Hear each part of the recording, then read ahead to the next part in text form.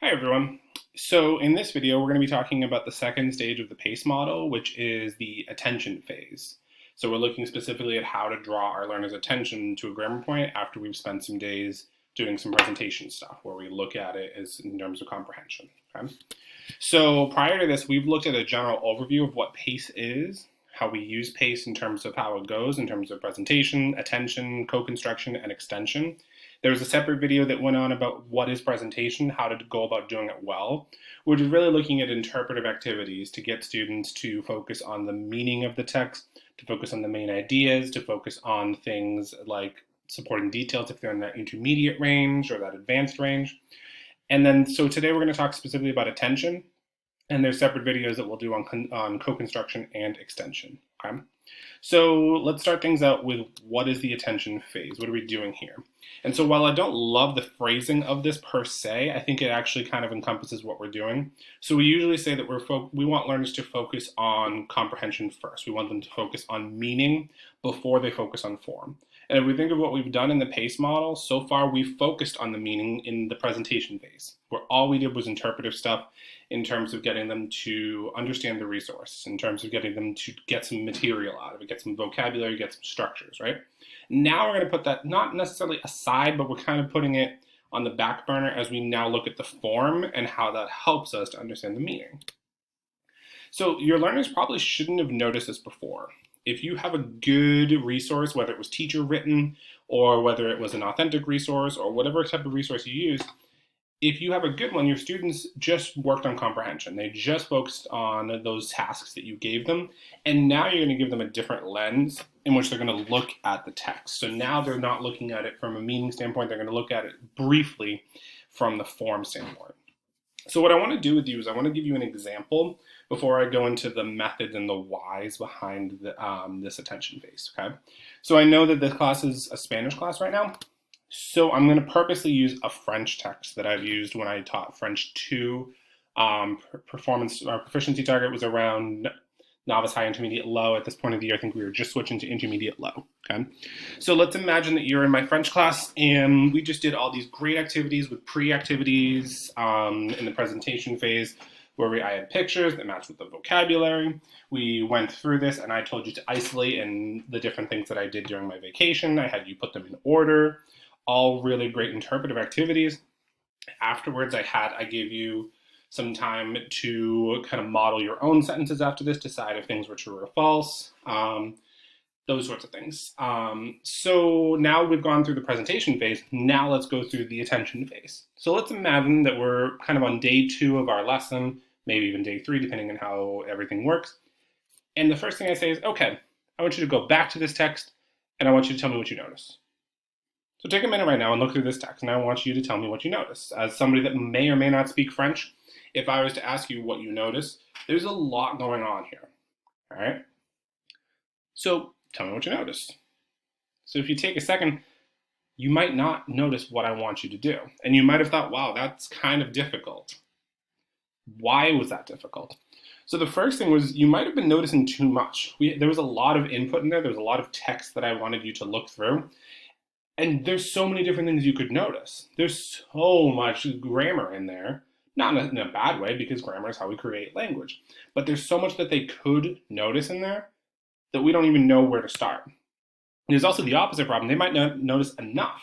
They might end up focusing on something so minute that you wouldn't have ever thought. I've seen a PACE lesson where a teacher was expecting them to be able to notice the difference between reflexive verbs, but they did reflexive verbs in the past. All students noticed was the past tense in those. And that kind of goes into the next one of focusing on the wrong things. So if you give somebody a text and say, have at it, they are going to notice things that you didn't notice because you either wrote the text, you read the text, you found the text, right? So they're going to focus on the wrong things unless you guide their attention to the right place. So again, you need to give them some sort of clear place to start where they can actually look for things and have an idea of, all right, this is where I'm actually drawing my attention. Attention doesn't mean I'm looking at the whole thing. Attention means I'm looking at very specific small parts. So this activity, if you were to do it as have at it, figure out what you notice, it becomes more of a scavenger hunt and less of a discovery grammar lesson. And we want that to be a little bit more focused in what we're doing. So now take a look at this example. I took the first paragraph and I have certain things in red, and I have certain things in blue. So now look at the difference when I say, well, what patterns do you notice when I say je, or when I je or j apostrophe if you don't speak French? Well, you'll notice, oh, it's je for every single one of these.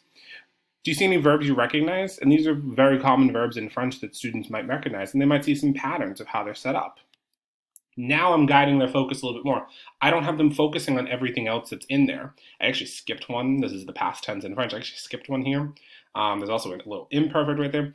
So what I'm doing here is I'm guiding their attention with colors and different colors, because what I've found is that if I was to just do everything in red, they would only be able to, they would focus on potentially the wrong things. Now that I have it separated into red and blue for a separate part, I have their attention a little bit deeper. I have a little bit more going with it. So after I do these, I'm then going to put up paragraph number 2. And in paragraph number 2, there's no je forms, which is the equivalent of like yo forms. There's a bunch of other people in there. So now I'm going to say, all right, those patterns that you noticed before, do you see those same patterns here? Do you see something happening with different forms like the L and A or nosotros or the ellos, ellas forms? What do you notice is happening? Okay. So again, I've kept those same colors because those are going to help them guide to figure out how to set up what is the past tense in French. So what made this activity different is that I color coded and I bolded the words that I actually wanted you to draw your attention to. All right. I didn't just say, look at the text and tell me what you notice. I gave them very specific things to notice, because the more scaffolding I give them, the more they're going to be able to co-construct and kind of guide where they're looking instead of just looking at the whole document and potentially feeling overwhelmed. The separate colors were for different parts of the concept. I've done this with subjunctive, where I might do one color for the expression that goes before it, like the es importante que, and then I would do a different color for the verbs afterwards so that they notice, all right, those verb forms look different. That's tenga. Why is that tenga?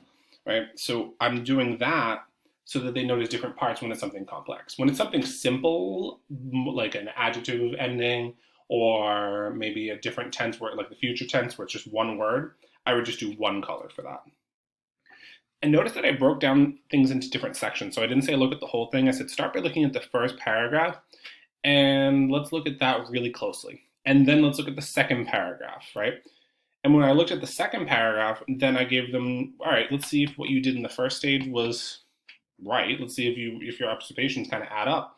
And then let's add a little bit more to it. So it's kind of adding different layers to everything. This is a phase, this part in terms of pace and presentation, attention, co-construction, extension. A lot of teachers gloss over this phase because they say, well, they'll notice, they'll figure it out. It's actually where most PACE lessons I've done and most PACE lessons I've seen in terms of ones that don't go so well. This is where teachers kind of skip fast. And it's a stage that's really, really important in terms of setting yourself up for success in the co-construction and in terms of the extension.